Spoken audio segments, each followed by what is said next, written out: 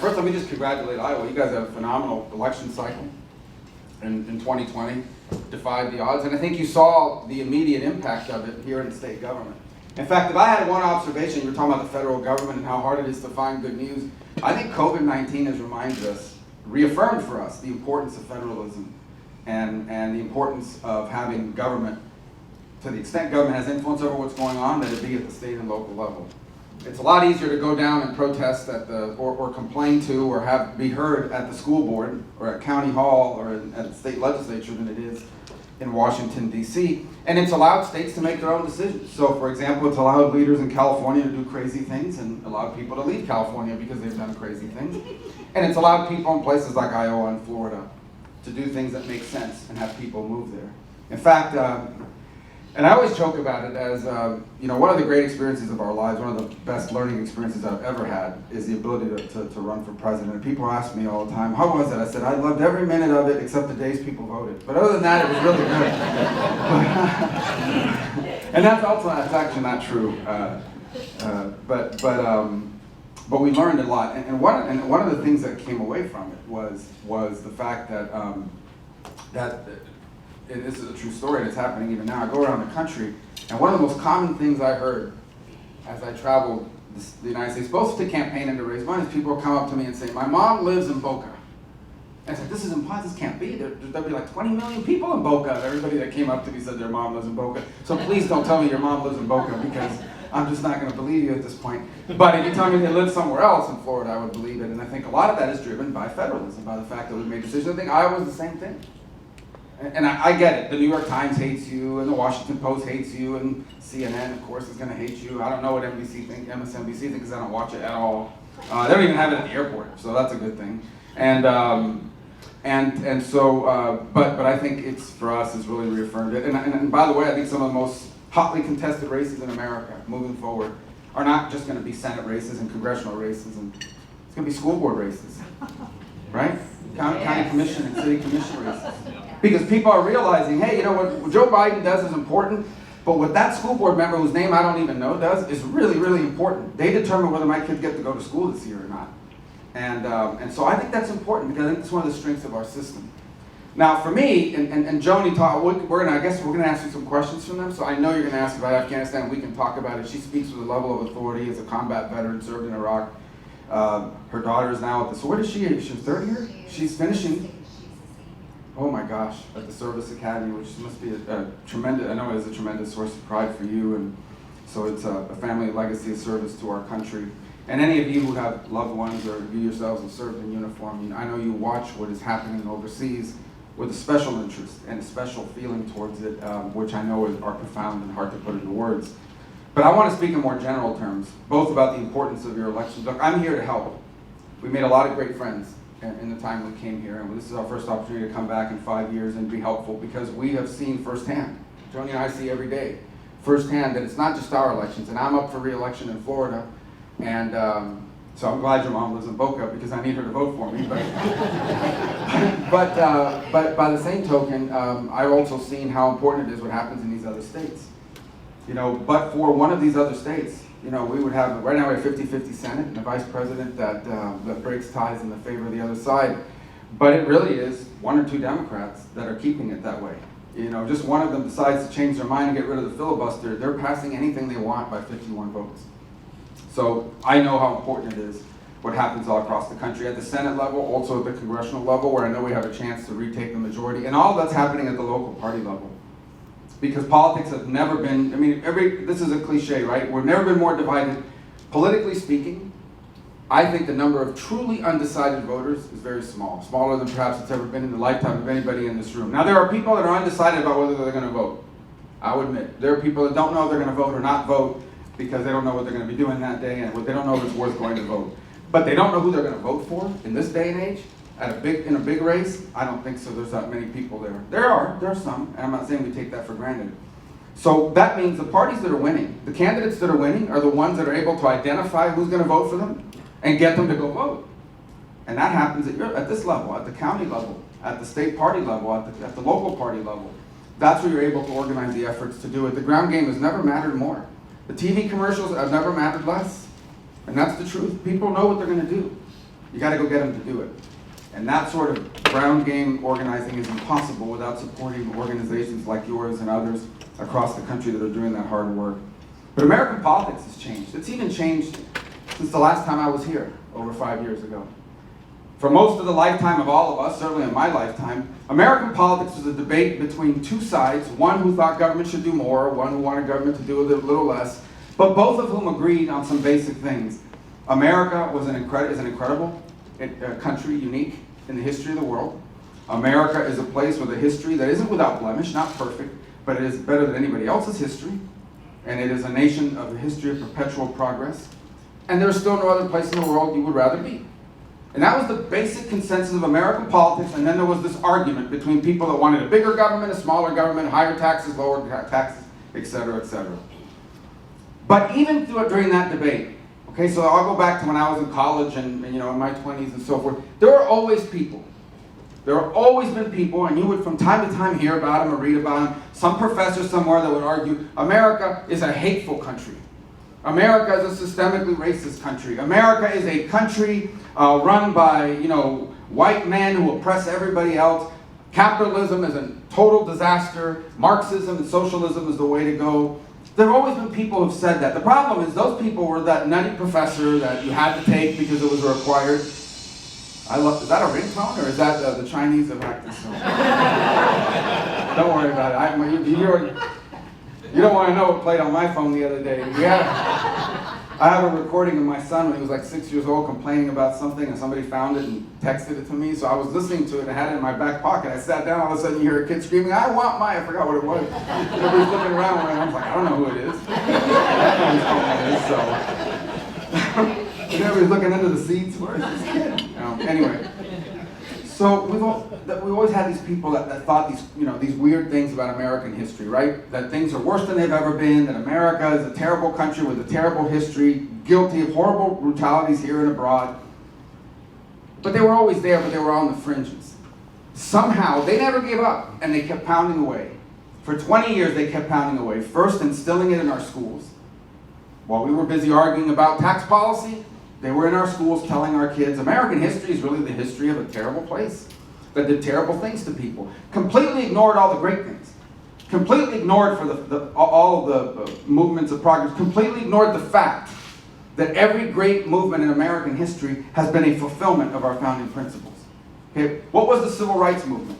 The Civil Rights Movement was a demand that we live up to the principles of our founding. Okay? Every one of our great movements was an embrace of, a demand that we fulfill our constitutional promises and the promises in our Declaration of Independence, not a rejection of them. All of that was swept aside.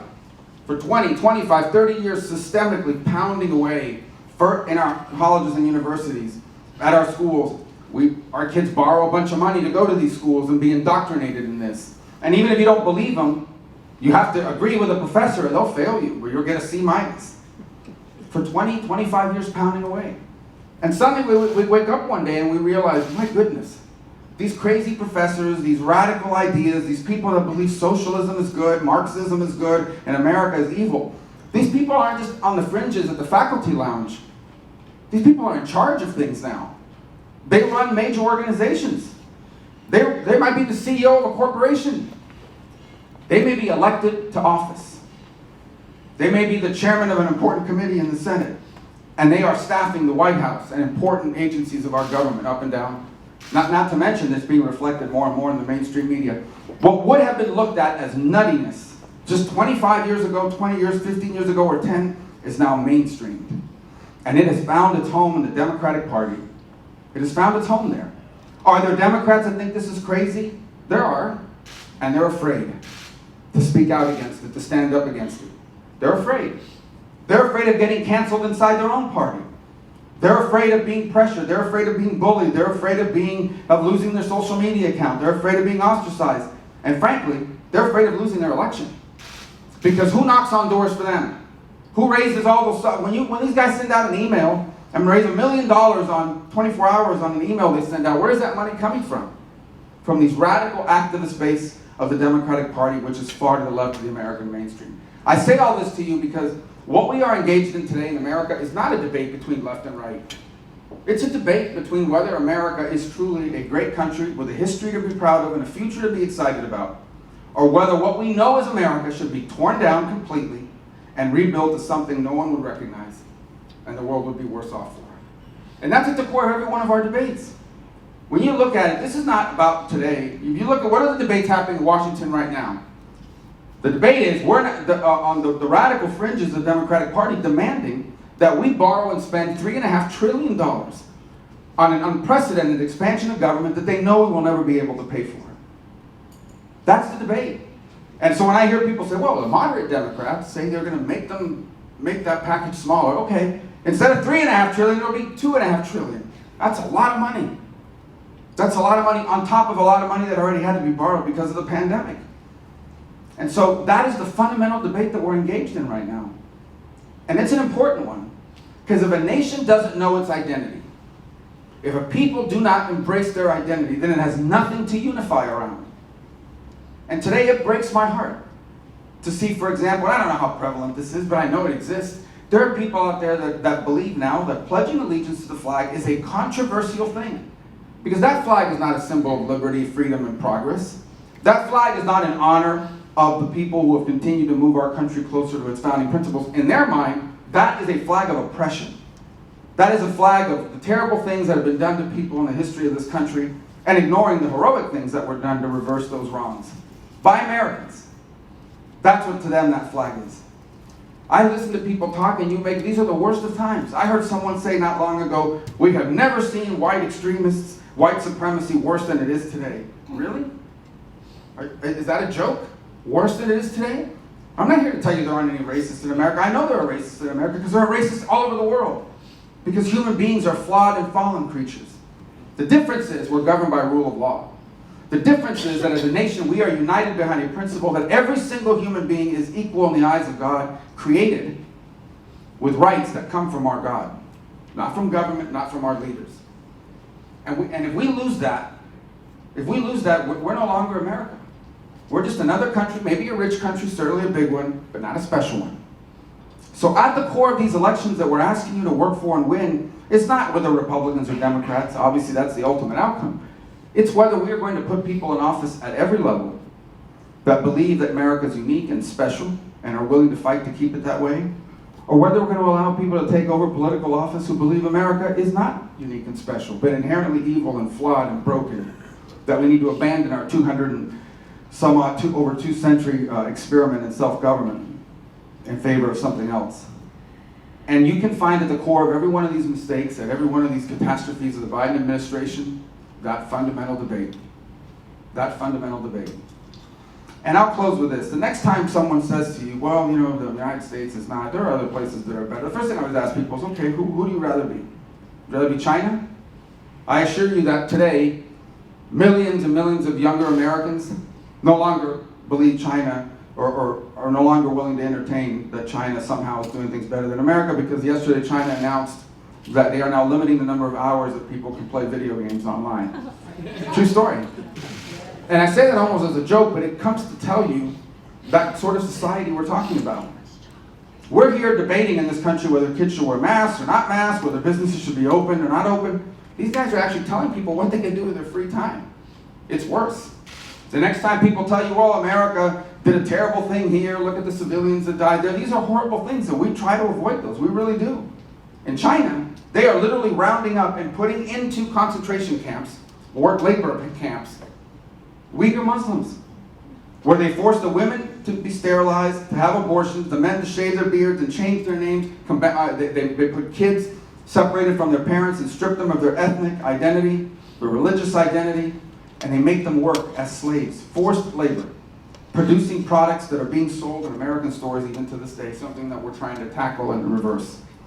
The next time people tell you, in America, we have oppression and voter suppression and all these sorts of things that they like to say, remind them of what real oppression looks like.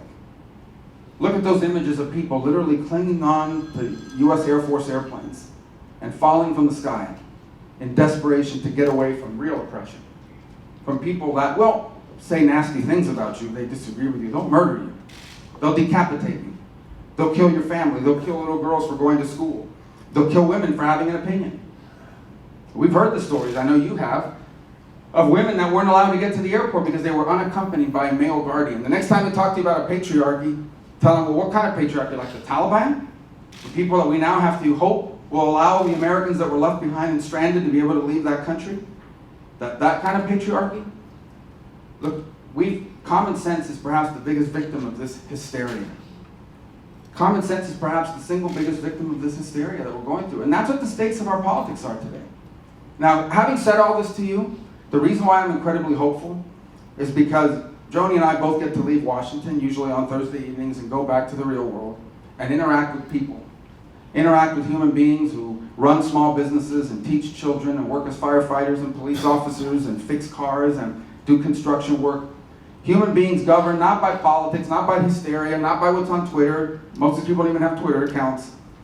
They don't read the Washington Post, the New York Times, or the Wall Street Journal. They don't watch CNN. They just work and raise their family and live. And they live life governed by common sense.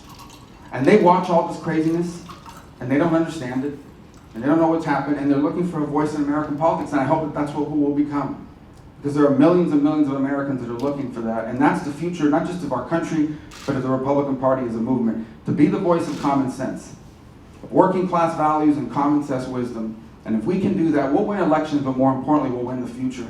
And our country will have a future brighter than its history, because that's what we've always done as a nation. We have always left our children better off than ourselves, and we'll do it again. And it starts by winning these elections here and in Florida and all across the country. And so I'm glad to come here today and support you in that endeavor here in this important state, and say hello to your mom in Boca for me. Thank you.